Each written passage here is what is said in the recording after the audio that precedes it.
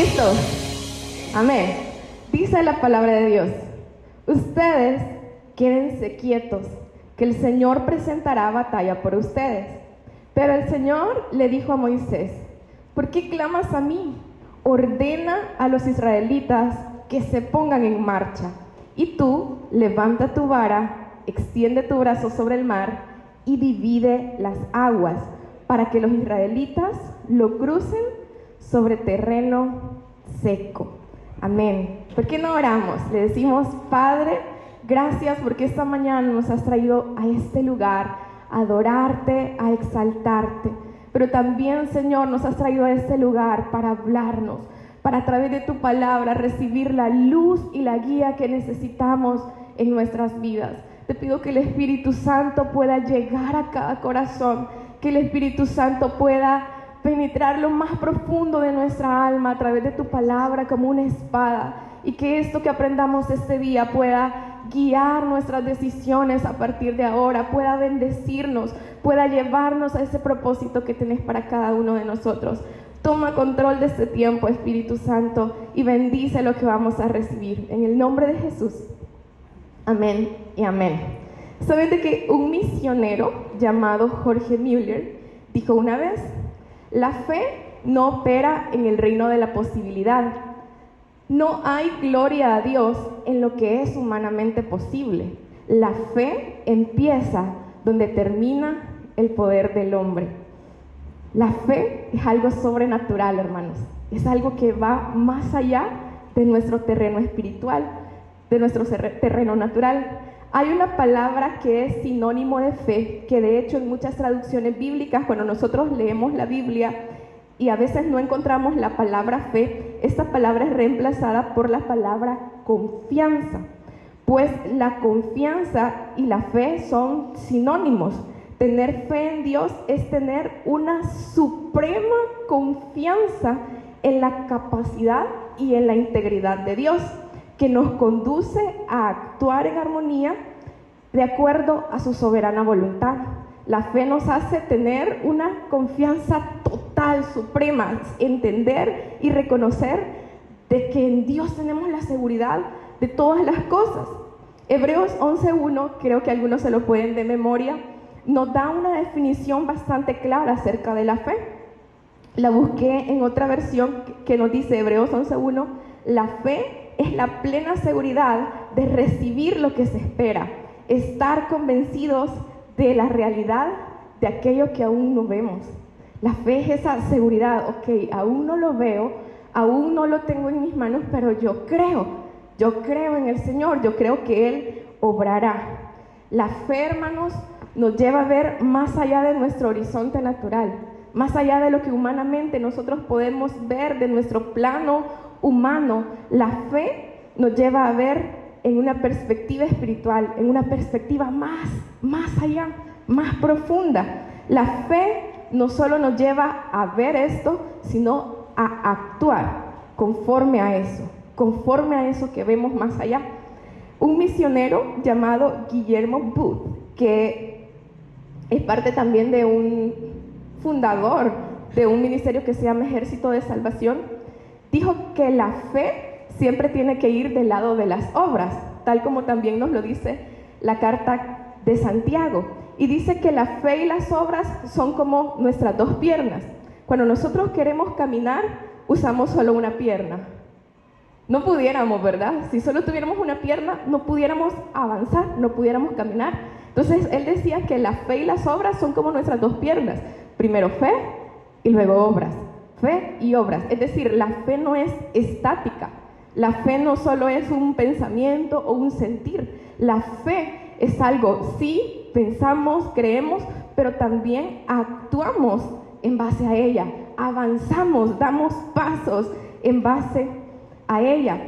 Y hoy que vamos a estudiar Éxodo 14, vamos a ver cómo el pueblo de Israel fue llevado a actuar con fe, y ese acto de fe que el pueblo de Israel hizo provocó que Dios hiciera grandes cosas, hiciera grandes milagros a través de ellos, a través de esa liberación que hizo en ellos de del ejército de Egipto.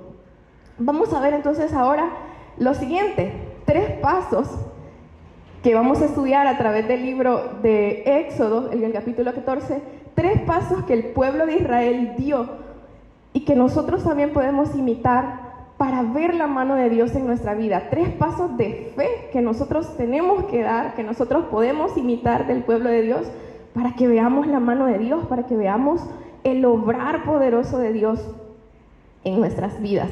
Así que aparece por acá el paso número 1 y es el paso de la obediencia. Y quiero que ahí en Éxodo 14 vamos a leer la primera parte de la historia.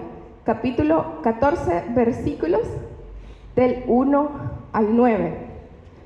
Dice la palabra de Dios: el Señor habló con Moisés y le dijo: ordénales a los israelitas que regresen y acampen frente a Pi-Hahirot, entre Migdol y el mar, que acampen junto al mar, frente a Baal-Zephón.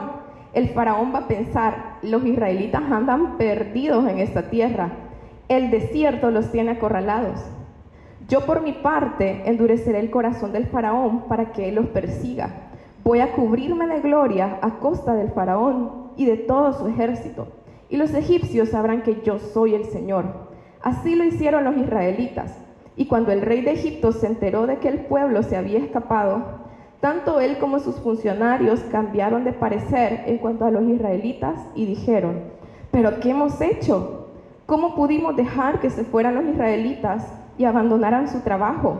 Al momento ordenó el faraón que le prepararan su carro y, echando mano de su ejército, se llevó consigo 600 de los mejores carros y todos los demás carros de Egipto, cada uno de ellos bajo el mando de un oficial.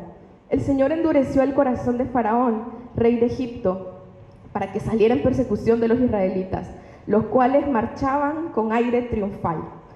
Y por último leemos el 9: todo el ejército del faraón, caballos, carros, jinetes y tropas de Egipto, salió tras los israelitas y les dio alcance cuando estos acampaban junto al mar, cerca de Pi-Hahirot y frente a Baal-Zephón. Dios había guiado al pueblo de Israel al camino del desierto, pero Dios los llevó a un punto en donde ellos estaban prácticamente entre la espada y la pared.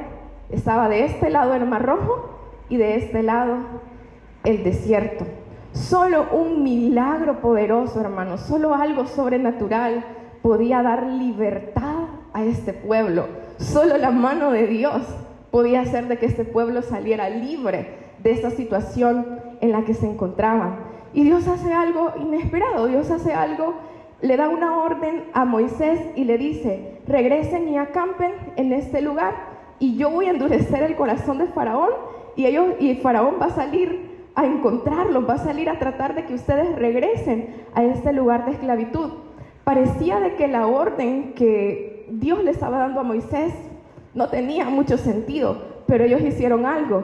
Ellos actuaron en obediencia. Y es que, hermanos, la fe y la obediencia siempre van a ser amigas, siempre van a ir tomadas de la mano. Es bien difícil obedecer a Dios cuando no tenemos fe. Es bien difícil porque muchas veces Dios nos va a pedir hacer cosas que nosotros vamos a decir: esto no suena muy lógico o esto no suena muy bien. Pero cuando tenemos fe, vamos a ser capaces de obedecer. El ser humano tiende mucho a ir a lo contrario, a la obediencia. ¿Sí o no que se nos hace más fácil desobedecer que obedecer? Desobedecer es fácil. No necesitamos fe para desobedecer, eso nos sale natural. Pero obedecer necesitamos creer, necesitamos fe. Vean a Adán y Eva, ¿cuál fue el primer pecado que se cometió en el huerto del Edén? La desobediencia.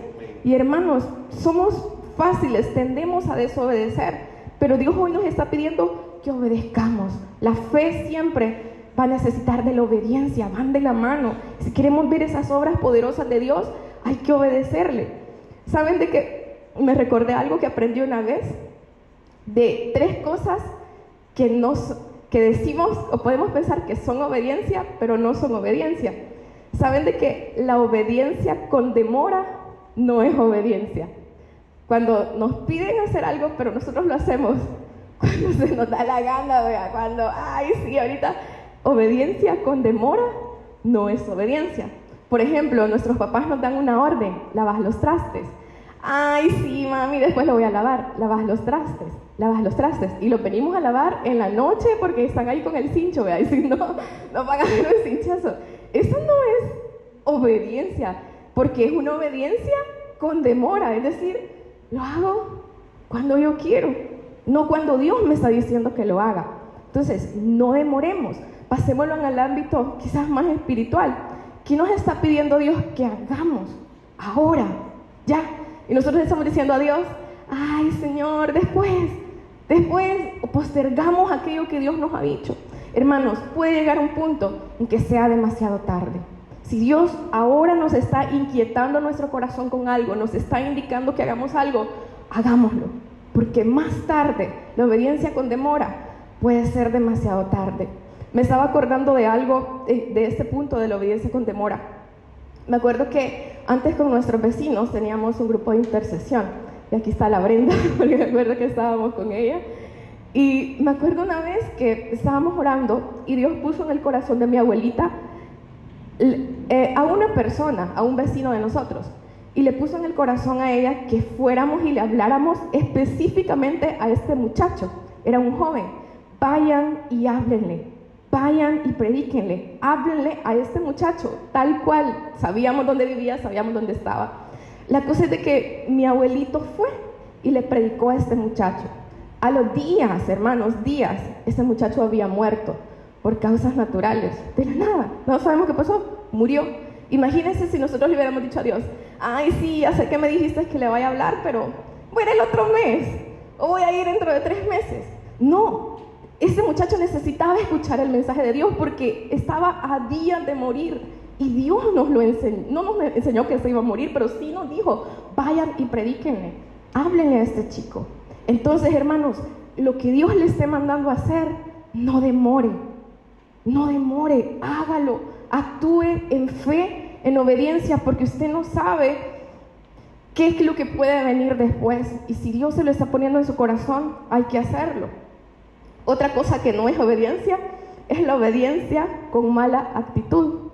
Bueno, que Dios nos indica hacer algo y como que, ay, vaya pues, ni modo, solo a mí me ponen, solo a mí me toca. Pero nuestra mamá nos manda a la tienda, ay, ¿por qué no envías a mi hermano, vea?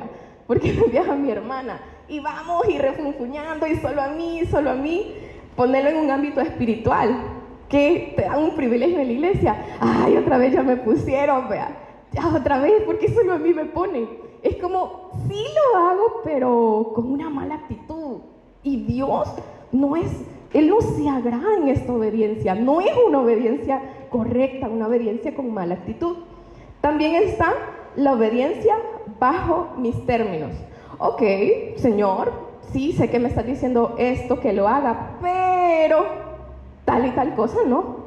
Tal y tal cosa no, o lo voy a hacer, pero no como vos me estás diciendo, sino como yo digo que lo quiero hacer. Es una obediencia bajo mis términos. Por ejemplo, vemos versículos. Dios nos dice, quiero que te reconcilies con esa persona. No. Con aquella sí, pero con esta no. Bajo mis términos. Dios nos llama al perdón, a la reconciliación, pero muchas veces nosotros ponemos nuestros términos. Y hermanos, esa no es obediencia bajo lo que yo quiero o bajo mis términos. Dios nos manda a tener una obediencia pronta, con buena actitud y bajo los términos de Él, bajo los términos de su palabra. La obediencia, hermanos, implica ver más allá de lo que nosotros vemos y confiar en lo sobrenatural de Dios, confiar en lo que Él nos está diciendo que hagamos, aunque muchas veces esto no tenga sentido. La obediencia, hermanos, tampoco solo es pensar en que quiero obedecer, sino actuar, hacer lo que tengo que hacer, lo que Dios me ha dicho que tenga que hacer. ¿Saben de que detrás de este acto de obediencia que Dios le pidió a Israel, Dios tenía un plan? Esto no era así por así, el dejarlos acorralados entre el mar y el desierto no era así por así. Vean lo que dice el versículo 4. ¿Qué plan tenía Dios detrás de este acto de obediencia? El versículo 4 dice: yo por mi parte endureceré el corazón del faraón para que él los persiga. Y eso es lo que quiero que vean. Voy a cubrirme de gloria a costa del faraón y de todo su ejército, y los egipcios sabrán que yo soy el Señor. Detrás de este plan que Dios tenía, su propósito era cubrirse de gloria. Destruir era como el remate final, la batalla final que le iba a dar a los egipcios. Detrás de esto que les estaba pidiendo, Él tenía un gran plan.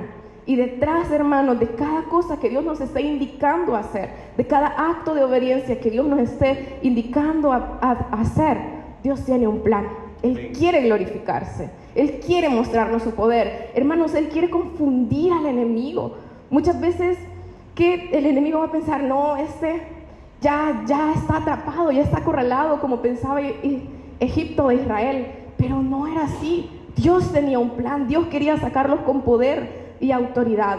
Y así, hermanos, quizás el enemigo va a confundirse, va a pensar: estos ya están destruidos o ya están acorralados, pero en realidad no lo estamos. Dios quiere glorificarse, Dios quiere hacer algo poderoso en nuestra vida. Juan 14:23 nos recuerda las palabras de Jesús.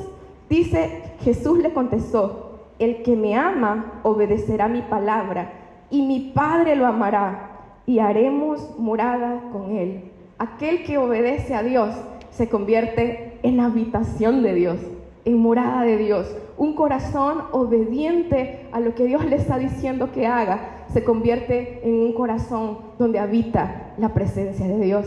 Hermanos, obedezcamos a Dios. Y de verdad oro que el Espíritu Santo les revele a cada uno en qué áreas necesitamos obedecer, en qué áreas necesitamos ya no demorar más, ya no tener mala actitud o ya no actuar bajo nuestros términos. En qué áreas Dios nos está llamando a cada uno a tomar actos de fe, actos de obediencia. Tal vez sea un llamado a servirle a Él. Tal vez Dios te está inquietando hace mucho a que le sirvas, a que te metas a un ministerio, a que te comprometas más con su obra, o no sé en qué otra área puede ser. Puede que Dios te esté llevando a abandonar algo, a abandonar una amistad que no te conviene, un noviazgo que no te conviene, un trato que has hecho con alguien que no te conviene, y estamos ahí sabiendo que el Espíritu Santo nos dice: no te conviene, no es ese el lugar, no es ese el camino. Que el Espíritu Santo nos revele en qué áreas necesitamos obedecerle, en qué áreas necesitamos actuar con fe y obediencia para que podamos ver la mano de Dios en nuestras vidas. La obediencia, hermanos, y la fe van de la mano y mueven la mano de Dios. Hace el Señor milagros cuando nosotros actuamos en obediencia. Veamos el segundo paso de fe que tenemos que dar. Me encantó cuando lo leí, y es superar el miedo. Quiero que vean del versículo 10 al 13 qué pasó, por qué la fe y el miedo son contrarios, o qué le pasó a Israel luego de actuar en obediencia. ¿Qué pasó con el miedo? Miren lo que dice versículo 10 al 13. El faraón iba acercándose cuando los israelitas se fijaron y vieron a los egipcios pisándoles los talones. Sintieron mucho miedo y clamaron al Señor. Entonces le reclamaron a Moisés: ¿acaso no había sepulcros en Egipto, que nos sacaste de allá para morir en el desierto? ¿Qué has hecho con nosotros? ¿Para qué nos sacaste de Egipto? Ya en Egipto te decíamos: déjanos en paz, preferimos servir a los egipcios. Mejor nos hubiera sido servir a los egipcios que morir en el desierto. Dejémoslo hasta ahí. Muchas veces cuando nos encontramos en situaciones como estas, como las que Israel se encontraba en este momento, aparece un enemigo llamado miedo. Y el miedo, hermanos, es totalmente contrario a la fe. Lo peligroso del miedo es que el miedo nos hace tener actitudes contrarias a Dios. Miren lo que les pasó a Israel. Me sorprende porque ellos dicen que primero clamaron a Dios, y luego actuaron en obediencia. Pero ¿qué pasó? El miedo Tenían mucho miedo, pero después nos lleva a la primera actitud que tomó Israel. Miren el versículo 11. Entonces le reclamaron a Moisés. La primera actitud que el miedo nos lleva a tener es la desesperación y la impaciencia. Y eso nos hace tener una actitud de reclamo delante de Dios, cuando quizás vemos que las cosas no han pasado como nosotros lo creíamos que iban a pasar, o cuando nos vemos acorralados en situaciones difíciles. Muchas veces nuestra actitud no es de fe, sino que es de miedo. Y el miedo nos hace hacer y decir cosas que son contrarias a la voluntad de Dios. Mire lo que dijo Israel: ¿que acaso no había sepulcros en Egipto? ¿Que nos sacaste de allá para morir en el desierto? ¿Cómo creen que estaba este pueblo cuando estaba reclamándole a Moisés? Enojado, ¿verdad? Desesperado, frustrado, con temor. Y el miedo hace eso. El miedo nos lleva a esta situación de hacer y decir cosas que después nos vamos a arrepentir, que después vamos a decir: ¿cómo pude haber dicho eso? ¿Cómo pude haber actuado de esa manera? El miedo también a veces nos lleva a romper relaciones, relaciones de amistad, relaciones que nos edificaban, nuestra relación con Dios incluso. El miedo puede llegar a afectarnos tanto que nos puede llegar a tener nosotros podamos actuar de esa actitud, como esa actitud que actuó el pueblo de Israel. Por tanto, el antídoto para vencer el miedo, el antídoto para superar el miedo, es tener fe, es confiar en Dios. Cuando nos sintamos en situaciones así de desesperación e impaciencia, confiemos en Dios. La fe nos va a ayudar a vencer todo miedo y a desechar toda actitud negativa, toda actitud de reclamo, toda actitud de desesperación y de impaciencia. Me recordaba cuando veía esta parte, lo que dice el Salmo 37 del 1 al 4. Dice: no te irrites a causa de los impíos, ni envidies a los que cometen injusticia, porque pronto se marchitan como la hierba, pronto se secan como el verdor del pasto. Dice el 3: confía en el Señor y haz el bien, establécete en la tierra y mantente fiel. Deleítate en el Señor y Él concederá los deseos de tu corazón. La Biblia nos dice: no te irrites, no te impacientes, que el miedo, que la frustración no te haga tener actitudes que van a desobedecer o deshonrar a Dios. Cuando nosotros tenemos fe, vamos a poder tener control de esas actitudes, entregárselas al Señor y cambiar esa murmuración, esa actitud de reclamo por una actitud de fe, una actitud de confianza, una actitud de agradecimiento, una actitud en la que ponemos nuestra mirada en Él y confiamos de que Él nos va a sacar adelante. Segunda actitud que provoca el miedo. El miedo hace que ya no mantengamos nuestra posición. Vean lo que le dice después de que el pueblo le había reclamado así a Moisés. Vean lo que le dice. Versículo 13. No tengan miedo, les respondió Moisés, mantengan sus posiciones, que hoy mismo serán testigos de la salvación que el Señor realizará a favor de ustedes. Si nosotros leemos el capítulo 13, nos dice de que el pueblo de Israel había salido rumbo a la tierra prometida en una posición de combate. Y cuando vino el temor, cuando vino el miedo, ellos querían disolver esa posición, volver atrás, retroceder, es decir, como que bajar la guardia, desanimarse. El miedo nos hace que bajemos la guardia, que ya no queramos seguir, que lo que habíamos alcanzado quizás con mucho esfuerzo, lo dejemos todo tirado. ¿No se ha fijado en personas de que quizás han logrado algo, pero de repente viene una prueba, una decepción, una situación difícil y dejan todo tirado? Nosotros pensamos, pero ¿por qué si había avanzado dejan todo tirado? Quizás esa persona podemos ser nosotros. A veces quizás hemos avanzado en nuestro caminar con Dios, en nuestro servicio, en nuestra adoración, pero de repente viene una prueba que nos causa frustración, que nos causa temor, que nos causa dolor, y queremos hacer esto: quitarnos de la posición, dejar nuestra posición de combate y abandonarlo todo. Dios nos recuerda lo mismo que le dijo a su pueblo de Israel: mantengan sus posiciones. Hermanos, no baje la guardia, no baje la guardia, independientemente en la situación que usted se encuentre, independientemente en la prueba que puede estar pasando. donde sea, en el punto que se encuentre de su vida, no baje la guardia. Mantenga su posición, manténgase orando, manténgase ayunando. A veces quizás oramos, ayunamos, buscamos a Dios cuando queremos que Él nos dé una respuesta, y ya nos dio la respuesta y gloria a Dios, pero después de eso bajamos la guardia y estamos en una vida normal, cuando Dios quiere que siempre estemos en guardia, siempre mantengamos nuestras posiciones, siempre confiemos en Él y vayamos hacia adelante. No abandonemos el camino de Dios ante el temor, que el temor no nos haga retroceder, que el temor que amarre mejor nuestros pantalones y sigamos adelante, amarre mejor nuestros zapatos y sigamos adelante, que el temor no sea un factor para volver atrás, que cuando tengamos miedo busquemos al Señor. Más aún, Salmo 56:3 dice: cuando siento miedo, pongo en ti mi confianza. Es decir, cuando hay temor, cuando hay miedo de una u otra situación, más hay que aferrarnos a la fe, más hay que aferrarnos al Señor. Salmos 23:4 dice: aún si voy por valles tenebrosos, no temo peligro alguno, porque tú estás a mi lado. Aún en esos desiertos, en esos momentos de temor, superemos el miedo. La fe nos va a hacer superar, la fe no nos va a hacer retroceder. Y cuando nosotros actuemos en fe, mantengamos nuestra posición, confiemos en Él, dejemos a un lado la murmuración, vamos a ver la mano de Dios.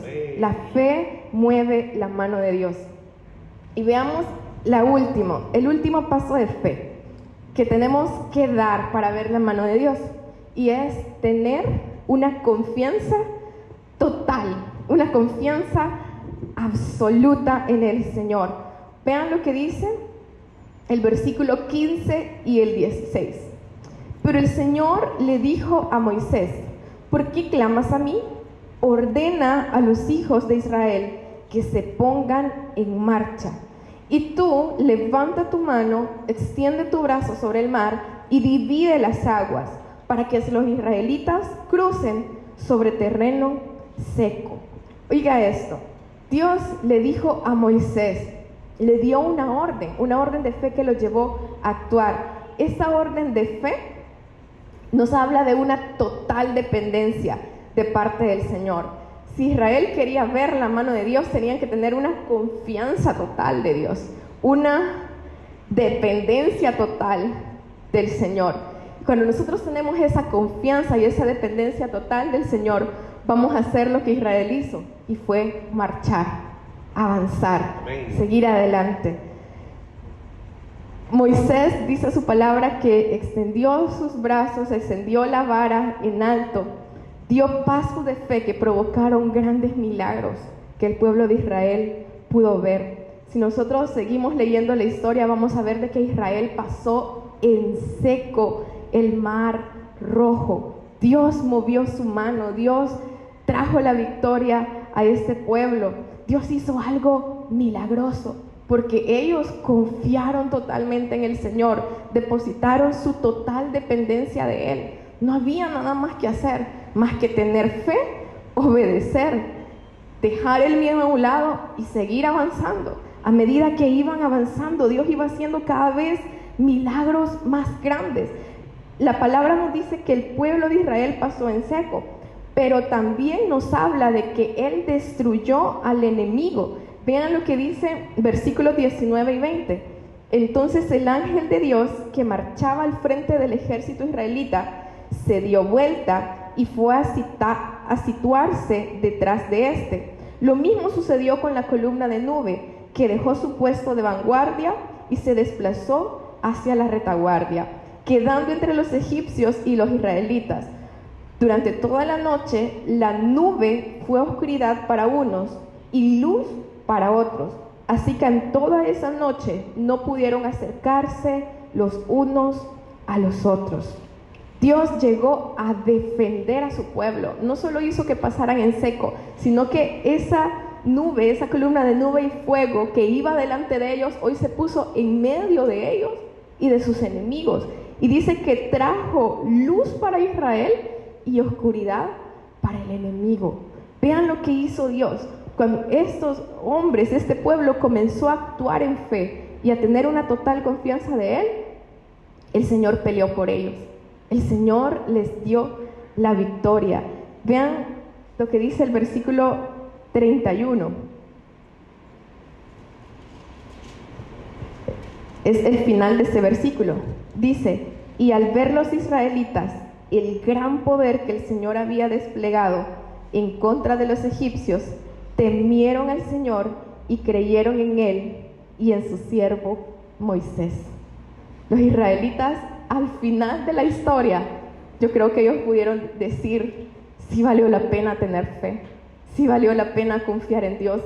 ¿Cuál habría sido el desenlace de la historia de Israel si ellos no hubieran tenido fe? Si ellos se hubieran quedado en el paso de la desobediencia y no se hubieran movido y hubieran desobedecido a Dios, la historia no hubiese sido la misma. ¿Qué tal si el miedo los hubiera hecho retroceder a Egipto? La historia no hubiese sido la misma. ¿Qué tal si ellos no hubieran confiado en Dios mientras atravesaban el Mar Rojo y una pared de agua a la izquierda y una pared de agua a la derecha? Hubieran pensado: no, es que nos vamos a ahogar, y no hubieran dado pasos de fe hasta adelante. La historia no hubiera sido la misma. El ejército no hubiera muerto, el ejército del enemigo no hubiera muerto. No sé cómo hubiese actuado Dios, pero vemos de que los pasos de fe que ellos dieron provocaron, podríamos decir, que la mano de Dios se moviera sobrenaturalmente. Ellos le creyeron y la mano de Dios se movió en medio de su pueblo. Hermanos, que en este año nosotros también podamos actuar en fe, podamos dar pasos de fe en cualquier área de nuestra vida, que podamos confiar de que esa fe que nosotros tenemos en Dios, las decisiones que nosotros vayamos a tomar sean siempre tomadas de la mano de Dios, y que podamos ver la mano de Dios moverse en nuestras vidas.